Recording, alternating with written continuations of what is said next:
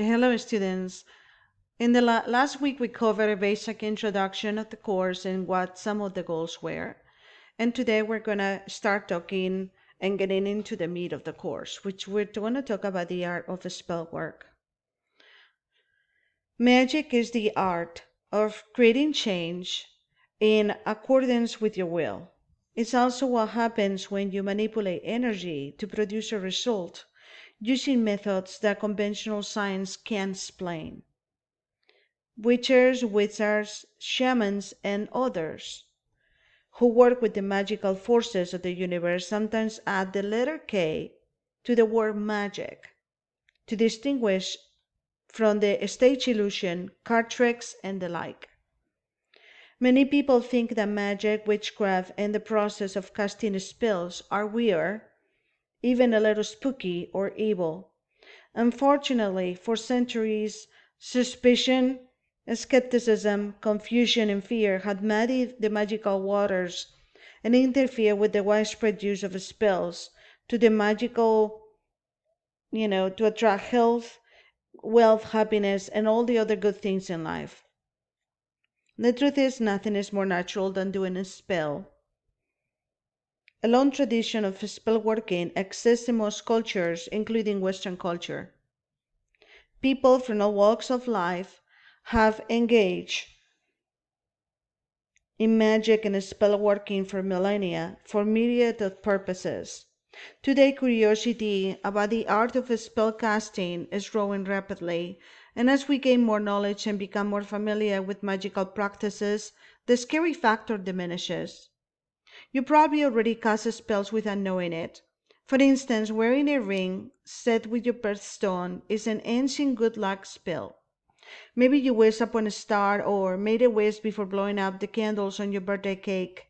In essence, wishing for something really, really hard is kind of a spell. If you want something badly enough and you think about it constantly, you send out energy to attract the new reality you seek and help it to become into being. Daydreams aren't spells, however. The difference boils down to what spellcasters call intent. Intent means determining your objective and then performing an action with awareness, consciously channeling energy and emotion into the action in order to produce a result. Throughout this course, we're going to talk about intent, focusing energy, creating images, and fueling your spells with emotion and willpower, for these are the keys to doing successful magic.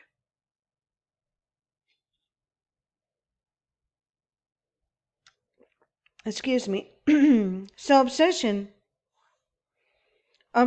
about a desire or need can actually prevent you from getting what you want.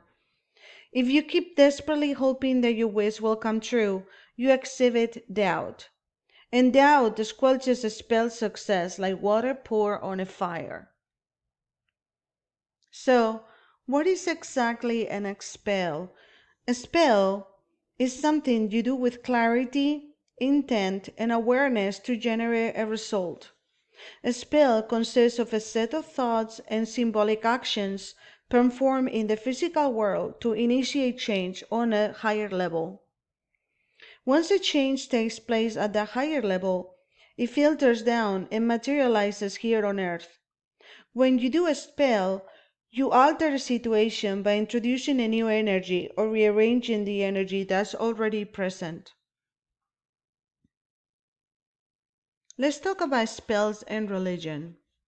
A spell is not a religious act. Although as you begin casting spells, you may notice similarities in the actions you perform and the practices used by some religions. Spellcasting is a method. It's a secular activity with no dogma attached to it. Many religions use spells or a form of energy transference or energy management as part of worship, although they probably wouldn't describe it that way. For example, later on in this course, we're going to discuss how affirmations and incantations, and you might see a relation between these verbal spells and prayers. When doing a spell, you are the agent of change. You draw upon your own resources to gather and direct energy. You make it happen, and you take responsibility for your actions and the results. You may request assistance from a higher power to accomplish your objective, if you wish, or you may bring the energies of various substances such as plants and gemstones to augment your own powers. Ultimately, though, you're the writer, director, and producer. So, why do we use spells? Well, people perform spells for a variety of reasons. Crafting and casting a spell allows you to take control of a situation. You no longer have to sit and wait for life to sort itself out. Spell work is an active method of dealing with life instead of passively affecting what comes your way. Engaging in spell work can boost your confidence. There's nothing quite like seeing one of your spells materialize. Your self-esteem ratchets up a few notches, and you realize that you possess power you never knew you had before. However, if you just do a spell to impress your friends or make yourself seem more important, you're missing out on magic's greatest value. Spellcraft also exercises your creativity. You might not be able to play the saxophone or paint a masterpiece or win a flamenco dance competition, but you can craft a web of energy from a variety of sources and objects, or words linked together by intent and desire, and cast that web out into the cosmos to draw your goal to you. Anyone can do spells, and everyone possesses magical ability. Spellcraft combines the use of imagination, language, and action in a variety of ways, and the way you put it all together will be unique to you. Spells aren't the only one or getting about what you want, though. They can also be about giving back. You can raise positive energy and send it out into the world as a way to say thank you for all the good things in your own life. You can do spells for other people and aid them in their life journeys, affirming your blessings or offering assistance to others can also help you draw more blessings to you.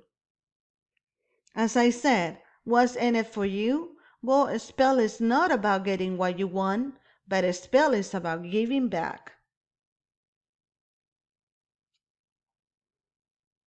Now let's talk about the benefits of spell casting. Everything in the universe is composed of energy.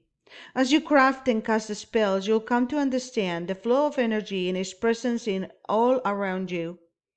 A spell work teaches you how energy moves, how can you handle it, and how you can direct it in various areas of your life. Once you understand how energy behaves, you can tap into it via different methods. That's what magic is all about.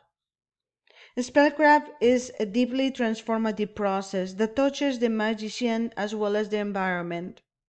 Spells and magic are intended to make our lives happier and easier. However, if you think you can use spells to avoid work, forget it. You can just twitch your nose and make your vacuum cleaner speed off at home. Spell work involves effort and dedication, particularly when you first begin as you acquire new information and explore new techniques. Like everything else, it requires learning the principles and then practicing until you get it right. You must pull up energy into the equation if you want your outcomes to manifest. That's not to say spell work is onerous, anything bad. It's a joyful and enlivening experience, one that might actually leave you feeling more vital and content after finishing a spell than you did before you began. Just the act of connecting with parts of yourself to which you ordinarily don't pay much attention can be exhilarating. You discover new strengths and abilities. Plus, knowing that you're linked with the other entities that share your world can give you a sense of belonging to a greater whole and magical universe with infinite possibilities. And spell work also helps you gain clarity and purpose. First of all, you must determine a precise goal. Often we think we know what we want, but we rarely take the time to seriously think about how deeply we desire something. You have to be completely honest with yourself in order to cast a successful spell, otherwise your hidden agendas may interfere or even materialize. If you do not have a defined goal, you'll end up throwing energy at a vague objective, waiting and wasting most of it. If you're confused or ambivalent about your intent, you will get mixed results. Your spell won't succeed, or it only succeed partially. By doing spells, you come to know yourself better. You learn to shift through the superficial and get to what really matters. And that benefits every part of your life. In the next module, we're going to talk about how spells work and what's the difference between a spell crafting and a spell casting. I see you then.